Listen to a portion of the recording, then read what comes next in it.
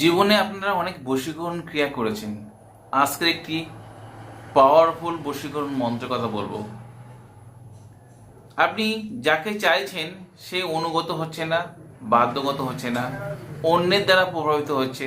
আমি বলবো এই মন্ত্র একবার প্রয়োগ করে দেখুন। সে যে কেউ হতে পারে, ঘরের মধ্যে চাই ঘরের বাইরে, চাই কর্মজগতে। আপনি তাকে বাধ্য করে রাখতে পারবেন এই মন্ত্রের দ্বারা।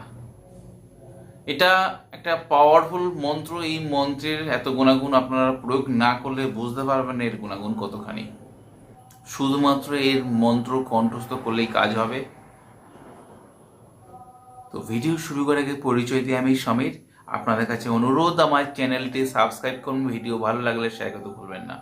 আপনার দেওয়া লাইক এবং শেয়ার আমার ভিডিও বানাতে উৎসাহ করবে।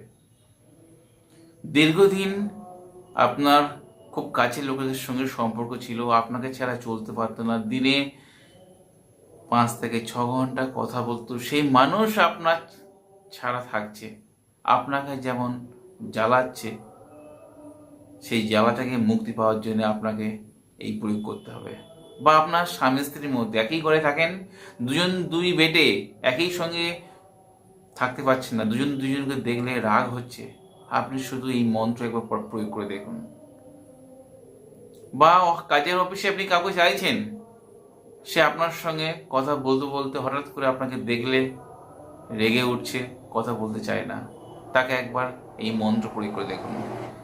আপনার সন্তান খুব ভালো ছিল, দিনের পর দিন খুব অবাধ্য হয়ে গেছে বন্ধু বান্ধব বা সঙ্গদোষের কারণে, সেই সন্তানকে আপনি বাধ্যগত করুন এই মন্ত্রের দ্বারা। মোট কথা, যে কোনো কাউকে এই মন্ত্র প্রয়োগ করা যাবে। তবে আমি বলবো অনৈতিকভাবে কাউকে কাজ করবেন না, এর হিতের বিপরীত হবে। কারণ এই মন্ত্রের দ্বারা আপনি নৈতিক কাজ করবেন, আপনার দেখবেন সঙ্গে সঙ্গে ফলপ্রদ হয়েছে। অনৈতিক কাজ করবেন না, নিজের দায়িত্ব নিয়ে আপনারা কাজ করবেন। এই মন্ত্র প্রয়োগ করতে গেলে শুধু কণ্ঠস্থ হলে কাজ হবে। এক লাইনে ছোট মন্ত্র, একটা মুসলমানের মন্ত্র। যখন এই মন্ত্র প্রয়োগ করবেন তখন শ্রদ্ধাচারে গায়ে একটু আতর লাগিয়ে মন্ত্র শেষে তার নামটি বলতে হবে। 21 বার সেই মন্ত্রটি পাঠ করতে হবে। মন্ত্র শেষে আপনি যাকে চাইছেন তার নাম করতে হবে এবং ভাবতে হবে সে আপনার কথা মতো চলুক, সে আপনি যা বলছেন সেই শুনুক সেই ব্যক্তি। শুধু ভাবা কল্পনীয়। এবং তার সঙ্গে দেখা করে তার দিকে 3 বার ফুঁক দেবেন। দেখবেন সেই ব্যক্তি আপনার সঙ্গে কথা বলার জন্য ব্যস্ত, বা আপনি যা বলছেন মাথা নিচু করে সে শুনতে বাধ্য। বিশ্বাস ভক্তি রেখে আপনারা কাজ করুন, আপনাদের কাজ অবশ্যই হবে। আমি মন্ত্রটি ভিডিও শেষে লিখে দেব। আর আপনাদের যদি ভিডিও উপকারে আসে, আপনার বন্ধু বান্ধব বা আত্মীয় স্বজনদের সাথে দিতে ভুলবেন না।